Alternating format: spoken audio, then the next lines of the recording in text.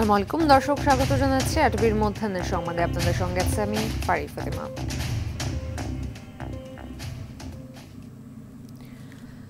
জুলাই অভ্যুত্থানে গণহত্যা মানবতা বিরোধী অপরাধের মামলায় সাবেক আইজিপি চৌধুরী আবদুল্লাহ আল মামুন, সাবেক সেনা কর্মকর্তা জিয়াউল হাসান সহ ৮ পুলিশ কর্মকর্তাকে আন্তর্জাতিক অপরাধ ট্রাইব্যুনালে হাজির করা হয়েছে। সকাল 10টায় তাদের হাজির করা হয়। তারা হলেন national telecommunication monitoring centre NTMC এর সাবেক মহাপরিচালক মেজর জেনারেল জিয়াউল হাসান, সাবেক আইজিপি চৌধুরী আবদুল্লাহ আল মামুন, ডিএমপির মিরপুর বিভাগের সাবেক উপকমিশনার জসিম উদ্দিন মোল্লা, বরখাস্ত হওয়া ঢাকা জেলার অতিরিক্ত পুলিশ সুপার আব্দুল্লাহিল কাফি সহ মোট 10 জন।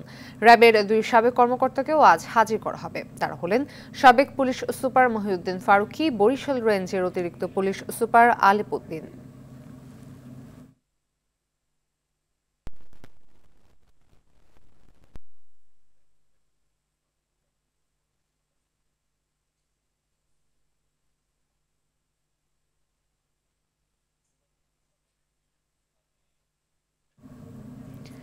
এই মুহূর্তে আন্তর্জাতিক অপরাধ ট্রাইব্যুনাল থেকে সরাসরি যুক্ত হচ্ছেন সহকর্মী সাদিয়া কানিস।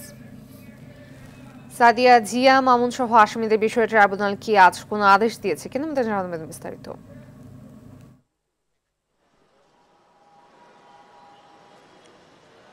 ফাতিমা, আন্তর্জাতিক অপরাধ ট্রাইব্যুনাল তাদের বিষয়ে আসলে 2 মাসের মধ্যে তদন্ত শেষ করে 28 এপ্রিলের মধ্যেই সেই তদন্তের প্রতিবেদন দাখিলের জন্য নির্দেশ দিয়েছেন এবং আপনি জানেন যে সকাল 10টায় সাবেক সেনা কর্মকর্তা জিয়াউল হাসান এবং আইজিপি চৌধুরী আবদুল্লাহ আল মামুন সহ 8 পুলিশ কর্মকর্তাকে এই আন্তর্জাতিক অপরাধ ট্রাইব্যুনালে হাজির করা হয় এবং তাদেরকে প্রিজন ভ্যানে করে কিন্তু আনা হয় যেসব কারাগার আছে যেগুলোতে তারা ছিলেন সেখান থেকে নিয়ে আসা হয়েছে এবং তারা আসলে তাদেরকে হাজির করার পরে মূলত এই মামলা যে হয়েছে সেই মামলার অগ্রগতি কতটুকু এগোলো, তদন্ত কতদূর এগোলো, সেই বিষয়গুলো জানার জন্যই কিন্তু তাদেরকে আনা মূলত তৃতীয় দফায় এই আন্তর্জাতিক অপরাধ ট্রাইব্যুনালে আজ দিয়ে তৃতীয় দফায় তাদেরকে হাজির করা হলো এবং আসলে আপনি জানেন যে জুলাই আগস্টে বৈষম্য বিরোধী ছাত্র আন্দোলন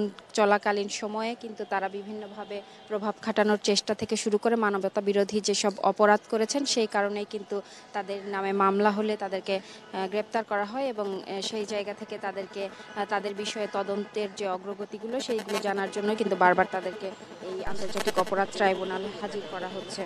এবং আপনাকে একটি বিষয় জানিয়ে রাখি যে এর আগেও যেহেতু 3বার হাজির করা হয়েছিল তাদের মামলার আইনজীবীরা কিন্তু জানিয়েছেন যে তাদের মামলার অগ্রগতি অনেকটাই এগিয়েছে এবং তাদের বিষয়ে 28 এপ্রিলের মধ্যে তারা পূর্ণাঙ্গ একটি তথ্য দিতে পারবেন এবং চূড়ান্ত যে প্রতিবেদন সেটি আসলে দাখিল করতে পারবেন। আপনাকে একটু জানিয়ে রাখি যে যাদেরকে হাজির করা হয়েছে তাদের মধ্যে সাবেক আইজিপি চৌধুরী আবদুল্লাহ আল মামুন আছেন, সাবেক সেনা কর্মকর্তা জিয়াউল হাসান আছেন, ঢাকা জেলার সাবেক পুলিশ সুপার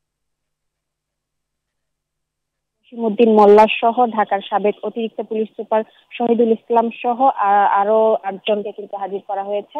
আর খানিকক্ষণের মধ্যেই হয়তো বা আইনজীবী আমাদেরকে জানাবেন যে তাদের বিষয়ে আরো কি সিদ্ধান্ত হলো, কি জানার আছে। আর 28 এপ্রিলই আসলে তাদের বিষয়ে চূড়ান্ত প্রতিবেদন দাখিল করবেন। তো ফাতিমা, আন্তর্জাতিক অপরাধ ট্রাইব্যুনাল থেকে এই ছিল আমার কাছে সর্বশেষ। ধন্যবাদ। মানবতা বিরোধী অপরাধের মামলায় মৃত্যুদণ্ডের রায় পুনর্বিবেচনা চেয়ে জামায়াতে ইসলামের সাবেক ভারপ্রাপ্ত সেক্রেটারি জেনারেল নেতা ATM আজহারুল ইসলামের আবেদনের উপর বৃহস্পতিবার শুনানি করা হবে। প্রধান বিচারপতি ডক্টর সৈয়দ রেফাত আহমদের নেতৃত্বাধীন 5 বিচারপতির আপিল বিভাগের বেঞ্চে এই শুনানি হবে। আপিল বিভাগের বৃহস্পতিবারের কার্যতালিকায় রিভিউ আবেদনটির শুনানির জন্য 9 নম্বরে রাখা হয়েছে। এর আগে গত 23 জানুয়ারি ATM আজহারুল ইসলামের রিভিউ আবেদনের শুনানির জন্য 20 ফেব্রুয়ারি ধার্য করা হয়। রিভিউ আবেদনের বিষয়টি শুনানির জন্য উত্থাপন করেন সিনিয়র আইনজীবী ব্যারিস্টার আব্দুর রাজ্জাক। তিনি জানান, জামায়াত নেতারা স্বৈরাচার শেখ হাসিনা সরকারের রাজনৈতিক প্রতিহিংসার শিকার। আদালতকে ব্যবহার করে মিথ্যা ও ভিত্তিহীন সাক্ষ্যের ভিত্তিতে ATM আজহারকে মৃত্যুদণ্ড দেওয়া হয়েছিল। রিভিউ শুনানিতে খালাসের মাধ্যমে তিনি ন্যায় বিচার পাবেন বলেও আশা তার আইনজীবীর। 27তম BCS নিয়োগ বঞ্চিত 1137 জনকে নিয়োগ দেওয়ার নির্দেশ দিয়েছে আপিল বিভাগ। আপিল শুনানি শেষে বৃহস্পতিবার প্রধান বিচারপতি ডক্টর সৈয়দ রেফাত আহমেদের নেতৃত্বে 5 বিচারপতির আপিল বেঞ্চ এ রায় দেন। এই রায়ের মাধ্যমে ন্যায় বিচার প্রতিষ্ঠা পেল বলে জানান রিটকার আইনজীবী সালাউদ্দিন দোলন। বলেন, রাজনৈতিক কারণে আর যেন কাউকে বঞ্চিত হতে না হয়। এর আগে বুধবার প্রধান বিচারপতি ডক্টর সৈয়দ রেফাত আহমেদের নেতৃত্বে 5 বিচারপতির আপিল বেঞ্চ রায়ের জন্য এই দিন ধার্য করেন। এ সংক্রান্ত রায় পুনর্বিবেচনা চেয়ে করা পৃথক আবেদনের শুনানি চেয়ে প্রধান বিচারপতির নেতৃত্বাধীন 4 সদস্যের আপিল বিভাগ লিভ টু আপিল মঞ্জুর করে আদেশ দেন। যথাযথ ব্যবহার করে আমাদেরকে নতুন স্বাধীন বাংলাদেশের সেবা করার জন্য দ্রুততম সময়ের মধ্যে নিয়োগ দেওয়ার জন্য আবেদন করছি। আমরা এই রায়ে সন্তুষ্ট এবং আমরা আমাদের অধিকার ফিরে পেয়েছি এবং আমরা যেটা দেখেছি যেই কোর্টে অবিচার হতো সেই কোর্টে আজকে ন্যায় বিচার ফিরে এসেছে। বিচার বিভাগের যে ক্ষতিটা হয়েছিল, বিচার বিভাগের যে দায়টা রয়েছে, সেই দায় থেকে কিছুটা হলেও দায় মুক্তি হবে আজকের এই রায়ের মধ্য দিয়ে। খুলনা প্রকৌশল ও প্রযুক্তি বিশ্ববিদ্যালয়ে কুয়েটের শিক্ষার্থীদের উপর হামলার ঘটনা অজ্ঞাত 400 থেকে 500 জনকে আসামি করে মামলা হয়েছে। গেল রাতে বিশ্ববিদ্যালয়ের সহকারী রেজিস্ট্রার মোহাম্মদ সাইফুর রহমান বাদী হয়ে নগরীর খান জাহান আলী থানায় মামলা করেন।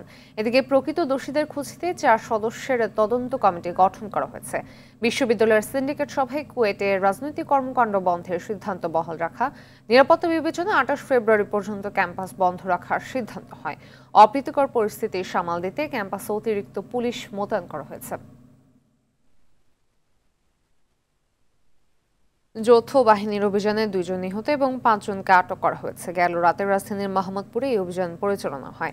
মোহাম্মদপুর জোনের সহকারী পুলিশ কমিশনার AKM মেহেদী হাসান বলেন, গোপন সংবাদের ভিত্তিতে চাঁদ উদ্যান এলাকায় অভিযান চালানো হয়। এ সময় সন্ত্রাসী ও যৌথ বাহিনীর পাল্টাপাল্টি গুলিতে 2 জন নিহত হয় আর 5 জন আত্মসমর্পণ করে। এ ঘটনায় 2 জন সামরিক সদস্য আহত হয়। আটককৃতদের কাছে থেকে একটি রিভলভার, কয়েক রাউন্ড গুলি ও চাপাতি জব্দ করা হয়েছে।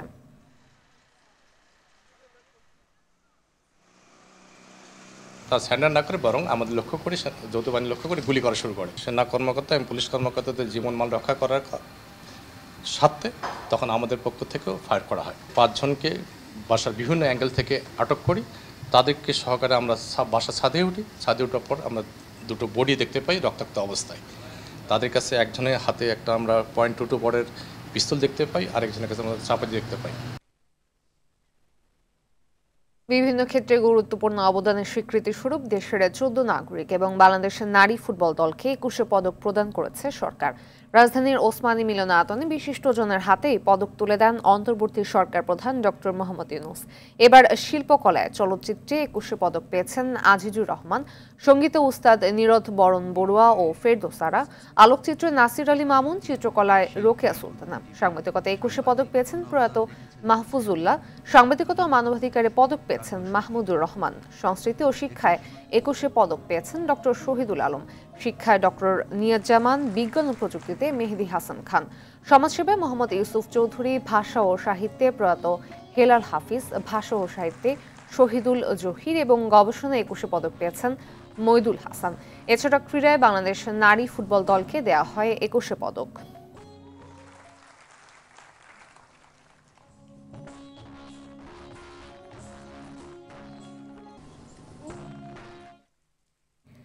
রাজধানীর ওসমানী স্মৃতি মিলনায়তনে চলছে 21 পদক প্রদান অনুষ্ঠান। সরাসরি চলে যাচ্ছে সেখানে।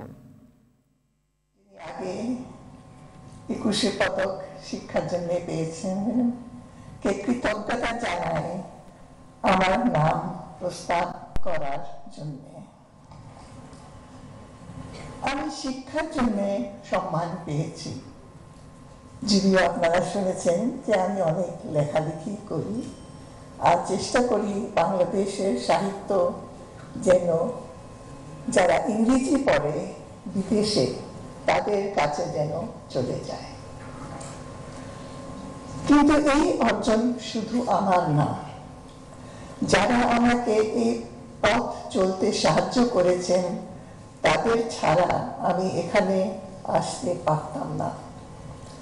তাদের সকলকে আমার আন্তরিক ধন্যবাদ জানাই। দর্শক এতক্ষণ দেখছিলেন 21শে পদক প্রদান অনুষ্ঠানের অংশবিশেষ। শহীদ দিবস ও আন্তর্জাতিক মাতৃভাষা দিবসকে কেন্দ্র করে জঙ্গি হামলার কোনো আশঙ্কা নেই বলে জানিয়েছেন ডিএমপি কমিশনার শেখ সাজ্জাদ আলী। সকালে শহীদ মিনার পরিদর্শনে এসে কথা জানান তিনি।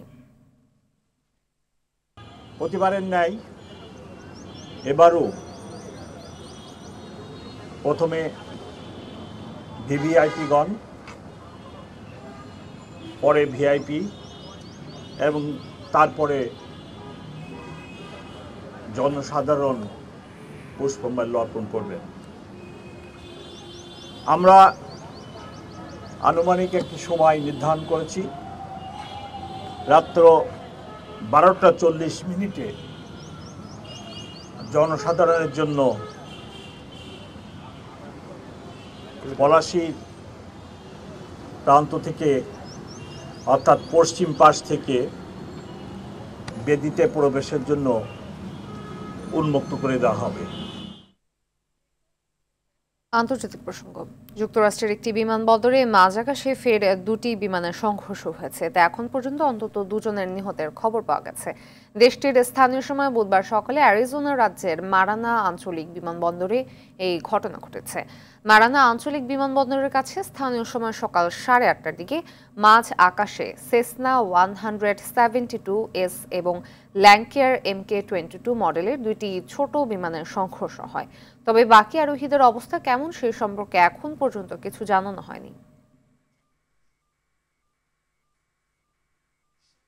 ইউক্রেনের নেতা ভ্লাদিমির জেলেনস্কিকে স্বৈরশাসক বলে মন্তব্য করেছেন মার্কিন প্রেসিডেন্ট ডোনাল্ড ট্রাম্প। এর মাধ্যমে জেলেনস্কির সঙ্গে ট্রাম্পের ব্যক্তিগত বিভেদ আরও বাড়ল। এতে রাশিয়া ইউক্রেন যুদ্ধ বন্ধে যে প্রচেষ্টা চলছে তার উপর প্রভাব পড়তে পারে বলে ধারণা করছে বিশ্লেষকরা। এক প্রতিবেদনে এ তথ্য জানায় আল জাজিরা। এদিকে ইউক্রেন ও লাতিন আমেরিকার দেশগুলো থেকে আসা অভিবাসীদের আবেদনপত্র গ্রহণ স্থগিত করেছে যুক্তরাষ্ট্র। বাইডেন যুগের কিছু প্রকল্পের আওতায় এসব দেশ থেকে যুক্তরাষ্ট্রে আসা অভিবাসীদের আবেদনপত্র গ্রহণ করা হচ্ছিল। মধ্যাহ্নের সংবাদে পর্যন্তই। দুপুর সংবাদ 15:02টায় দেখার আমন্ত্রণ রইল। ধন্যবাদ সবাইকে।